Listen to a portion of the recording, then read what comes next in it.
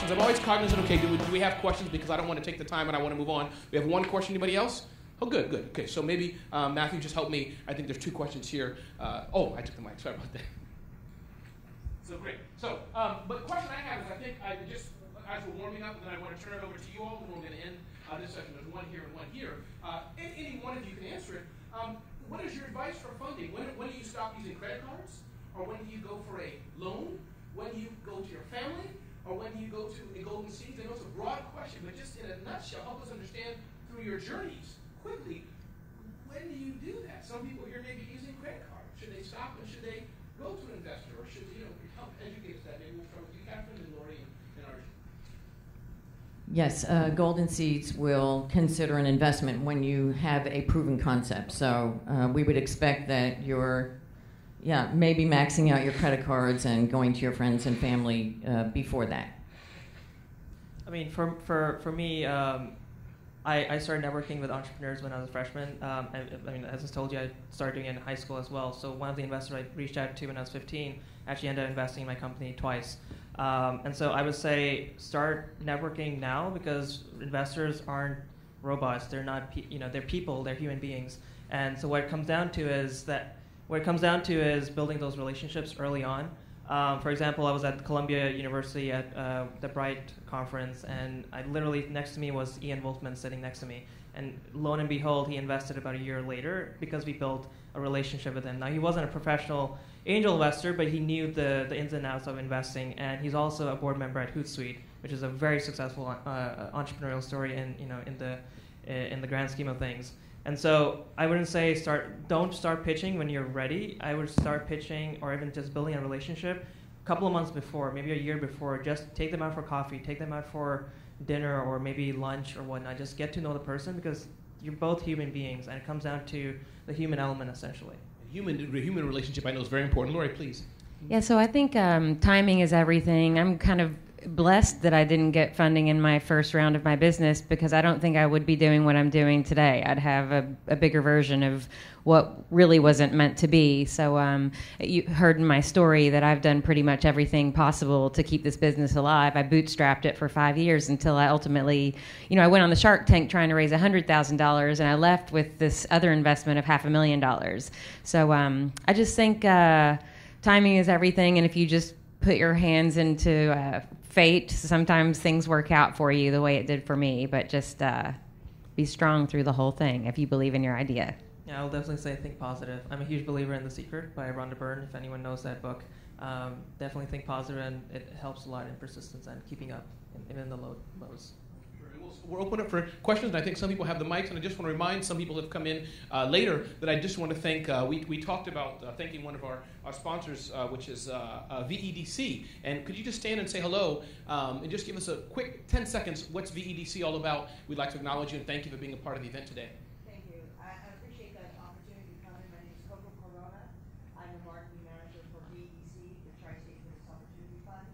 We are actually a nonprofit. We're not in business to make money, but actually to deploy money into the small business community in Connecticut, New Jersey, and New York State. If you've gone to your banker, we would recommend that you actually go that route first, or other routes. But if you get turned down by your banker, we're actually here to try and help you start your business and as well as build your business in any type of industry, except for financing or real estate development. What about like marijuana or anything? So, okay. Thank you very much. So, see, good to know. And that's VEDC. And also Business Backer, again, just to repeat, because again, some of you have come in late. Big thanks to them. And again, we can't help NYIT, the auditorium here as well. So, and Jimmy Newsom, thank you for being an awesome videographer. If any of you have video needs, see Jimmy. So let's continue on with our questions, and you all have the answers. So whoever has the mic can begin. I think one here, then we'll go there, please. Hi.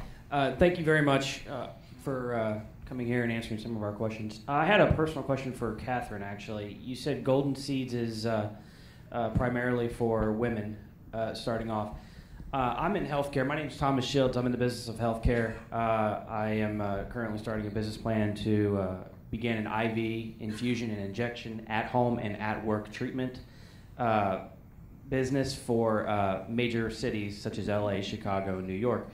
93% of women are nurses in that industry. 7% are men. This industry would be fully focused on women as an entrepreneur based on an Uber or Lyft style model via smartphone or iPhone to bid on going to houses, going at home, things like that. How is Golden Seeds looking at things such as this? If a male came to you with something like this, what would you expect me as a person to say, or what would you want to hear from me to show you that this would promote business in the female population? Thanks for the question. We at Golden Seeds want to allow women entrepreneurs to build their knowledge and build their capital, to build wealth. Many of the businesses that serve women are founded by men. I mean, Pinterest, for example, it's overwhelmingly female client base. So there are many businesses that very well serve a woman population, but what Golden Seeds is doing is financing women entrepreneurs. Now, we see many teams where there are co-founders. It can be 2 co-founders, in some cases 3 or 4. And as long as a woman has, equal share of the ownership and has a C-suite position, then that would qualify for consideration by us. So your idea sounds terrific, and if you have access to a terrific woman or more than one woman who you would bring into your company, then we'd be more than happy to consider. And I'll tell you what Lori and Arjun would do. I'll just tell you, because I already know what they would do. Arjun would hound her down like hell until she changed her mind or had a special program just for you. That's what Arjun would do. I'm telling you, he would call her, and she may say no or yes, but at least that's one. And then Lori would just find a partner, cheat, is that the name of it? Right? Cheat to the act, I'm just give self-promo here, and get it done. So either way you get Catherine's money, you just have to be smart about it. Am I right? It's very simple. It's actually exactly what I found is that investors who said they were investors who are in different industries, they've taken a bet on me, or they've introduced me to people who are better, better candidates to become investors. And that's the second point. Remember the introduction, so I want to go on questions, but remember, she may say no, but what an awesome person to have. She may say, listen, call my girlfriend Jean up. She has about $2 million sitting on the side here. She just got in the mail. She may invest that with you. So it's about relationships, I think, more importantly than just what her focus is on women. So let's do that. Please. Yeah, and when I mentioned that we review formally 300 opportunities a year and another 300 informally, the informal reviews occur in something that we call open office hours, where people come in and it's once a month, and we'll just have an informal chat with them for about 15 minutes. So, that is another way to get exposure, and then we'll be able to make those introductions if it doesn't fit. And our next question is here. Do we have any other questions, just so we can get ready? Any other questions? Okay, so we have one question here, and we'll move on. Catherine, what will it take for you to invest in Chic? Well, we would need to see that there are users, and a number of users that suggest that this has legs, and it's going to be a winner. And we need to see who Lori has on the team. She mentioned CTO. We look at that person's background, what they're bringing, and how she plans to build out the team. We'd assess if we think Lori has the capacity, like I said, to attract a great team, and listen to what Lori says about who she thinks she needs on the team and why. So, all the things that I said before, actually. Arjun, let's talk about relationships. And all can answer if you wish, but not necessary too. Relationships. You're dealing with a lot of people, celebrity people as it were, and regular, simple people like me too. We just eat McDonald's, not in a higher-end restaurant. But the point is, how do you deal with relationships? You're building relationships with people. So can you just talk about that in the general sense? There's people maybe who become your mentors. people who are your friends, people who you only, not the only, but you just want their money. They're a good investor. So can you guide us in, as you're building relationships, talking with people, how do you not be too annoying?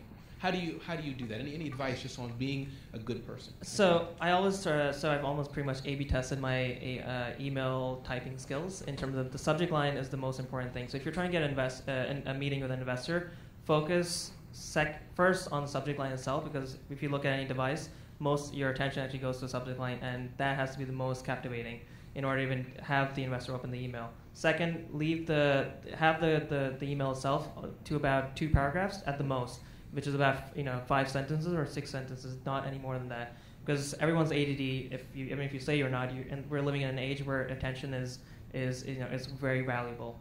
And so keep it very short in terms of getting the meeting itself. Once you get the meeting, make sure you have, if you're getting a coffee, most of the time it's a coffee date or coffee chat or whatnot. Even if you don't want coffee, you're a tea person, or even if you don't want any of those things, just get a glass of water. It's almost like disrespectful for the investor to sit there with a cup of coffee or some sort of drink and you have nothing. Just something I've learned is it's very awkward when one person doesn't have something to share. So when you're in the meeting itself, make it very, not more than 15 minutes. Make sure that person's interested. If he's not interested or she's not interested, just say, thanks for your time. Do you have any other recommendations on other people I should talk to or other people who would be great beta testers? If the meeting goes on, once I had a meeting that was supposed to be half an hour, it turned into a 3-hour meeting, a 3-hour lunch. And it was one of the most amazing meetings I've ever had. And so it'll go naturally in one way or the other. After that, once the meeting is done, make sure you say a thank you and a follow-up, to appreciate your time. Again, do not keep it more than 3 sentences. And then also do a follow-up and say, who else would you recommend? And here are some of the resources, or here's the deck attached to this email, and would you mind sending it to someone else? A couple of months later, maybe a week, 4 weeks later, follow up and say, how's it going? How are you doing? How's personal life? Again, keep that business. Don't ask for the check in any of this situation. Just ask for the check maybe 4 or 5 weeks later. It's a very long process, but it's worth the time. After 5 weeks, say, can we have another coffee chat? Here's what I did using your feedback, using your advice. I went back and I reiterated or changed the product a little bit. Do you mind giving me another meeting? At that meeting, say, what do you think about this? I took your advice, and if it's a positive outcome, if he or she says, that's really great, I appreciate you took my advice into account, then say, would you perhaps invest in this, or would you be inclined to introducing me to people who might be interested in investing in this? And that's usually where I get, at least 6 out of 7 times, or majority of the time I get, checks at that point. And on an ongoing basis, just follow up and text them, or I'm on a text basis with my investors. I always ask, how's life? How are you doing? How are your kids doing? And they become mentors beyond just business. I hope you guys are tweeting this, taking notes of this, and we'll have this. Jimmy Newsom again is recording this, but I think these are invaluable tips. Am I right, Catherine? You're on the receiving end of this. I think because relationships, we forget, are first and foremost so important, secondary to the money, and I think these work out for dating relationships, or I get a lot of media inquiries on that too. Lori, a question to you is, let's talk, Lori, to people here who may be introverts. Anybody? Okay, who may be shy. Why am I asking introverts to raise their hand? Oxymoron. But who may be shy, who may not have, let's call it sexy or engaging businesses like Cheat. Or they could be boring businesses, as it were. What's your advice for them? But you have all the photos, you're doing cute things, and you're getting your press. What about people, who are scared? People whose businesses maybe Lori, all I have is a dog walking business. There's nothing exciting about that. If you understand what I'm asking, can you give us some advice and ideas? What can we do to get that buzz as you've done? Well, like I mentioned, I was terrified to get in front of a group of people years ago. I remember the first time I had to ever speak in front of a room of 150 people about my business. And I thought I was going to projectile vomit as soon as I got onto stage. And you know what? There was no one else to do it. And I had put my heart and soul into this business. I had built it for 2 years. So, it's you or nothing. And if you don't believe in yourself, no one else is going to believe in you. And I do think you've got to stand out. Especially in an expo of 1,000 people, you're not going to get noticed unless you're doing something creative. So you can come and sit with me for 15 minutes and I'll whip you into shape and tell you how to do unique things to get noticed. But I just think you've got to be really brave and take a lot of risks, and I definitely have. Just one crazy thing that I did on Valentine's Day years ago, I dressed up like Cupid, and I was tweeting all the news stations that the founder of Cheeked was going to be in Union Square dressed up like Cupid handing cards to try to find a date. And I was mortified by myself for 2 hours there. I mean, the second I showed up, I was like, I want to leave. But then I thought I might miss an opportunity. I might even miss an opportunity to find the love of my life with my own business. So anyway, you got to be brave. And I assume the love of your life must come through the Cheeked app, or it's just a non-starter. Now, yeah. Awesome. Catherine, and this is my final question, since there's others I want to keep respectful of time and move on unless anybody else has anything. But Catherine, you're hearing both of these two sides of the equation, as it were. Talk to us again, help us understand. Someone here is approaching you after this event tonight. They're going to approach you and others here. What is it that you like best? What do you want to hear? You've said about it in your opening, but let's recap that again. They're here, okay, Catherine, I'm not sure if I'm ready for you or not. They're nervous. What are you telling them? They're in line here. They're going to be asking you. They want money. Maybe they shouldn't even get your money yet.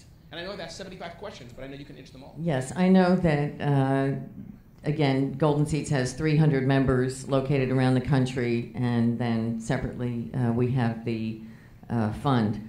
I spend a lot of my time speaking to entrepreneurs who are referred in to me by my network. And I know that it's something that Golden Seeds will be interested in after they get their traction and concept some more. She was talking about raising a $1 million convert. We spoke about how the money is going to be invested, what the burn rate is. So the burn rate is how much money net are you spending a month, and you want to keep that as low as you possibly can. We spoke about what salaries they plan to pay each other after they get the funding. That's another thing that we look closely at. We like our money going into tech and marketing and more iteration and customer feedback, and not, paying big salaries to the founders. Don't forget, you're selling equity in your firm. That's something that you don't want to give away equity. So the lower your fundraise can be, the better for you in terms of things that you don't need to spend money on. She then told me that they're planning a Series A next year of $5 million.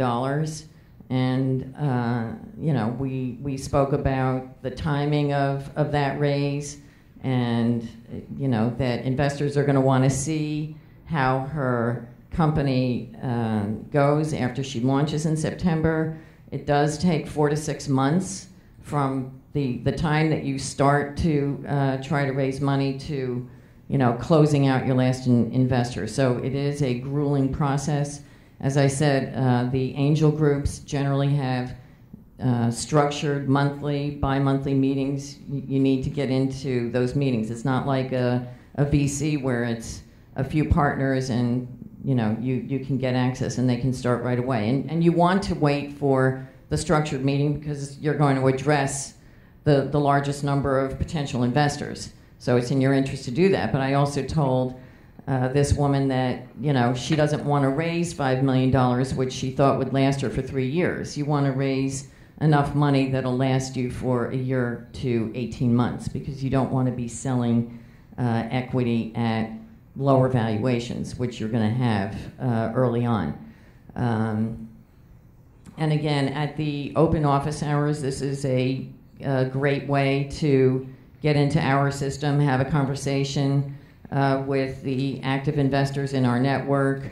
We'll keep track of you when you're interested. I'm going to keep track of this woman. She'll come back when they have a little more proof of concept. So, it's we welcome all of the opportunities. And it's actually pretty easy at Golden Seeds. You apply online, and it goes into our system, and we have lots of people available who are reviewing the applications, and we will give feedback. And if we decline something, it doesn't mean that you can't reapply. As Arjan said, he had the case where he came back after showing an investor, okay, I did what you suggested. So we do that all the time as well. But Kathy, let's be serious. I mean, all of us now are your new best friends, so we don't have to go online. I mean, we just know you, so yeah, we still have to go online. I'm just messing. Arjun, and then we'll move on. I think our 5 lightning round. Meredith and others I see there can get ready to one at a time. I was going to say on that point, two things definitely keep in mind. Is the difference between convertible notes and a simple equity round itself. The term sheets are completely different. The investors or the kinds of funds that'll go after that kind of deal and the kinds of investors that'll go after that deal are completely different. For example, New York Angels prefers an equity round. They have certain people who may go off outside the fund and invest on their own. And do a convertible loan of sorts, whatnot. But we've done twice an equity round itself. The second thing is stay away from fundraising in August and end of November and December. It just doesn't work. Most of the wealthy people and the more people who've sold their companies and managing directors and whatnot, they actually go away for vacation because the kids are starting school in September. So be conscientious of their lifestyle and their personal lives as well, and don't hound them in that period of time. That's the best way to really annoy an investor or potential investor. When I get wealthy, I can start taking vacations in August, not June, when I normally do it. That's maybe. And so keep in mind, again, going back to the human element, be conscientious about both sides of the table. Can we give a round of applause to this power panel? Thank you all very much. Thank you very much.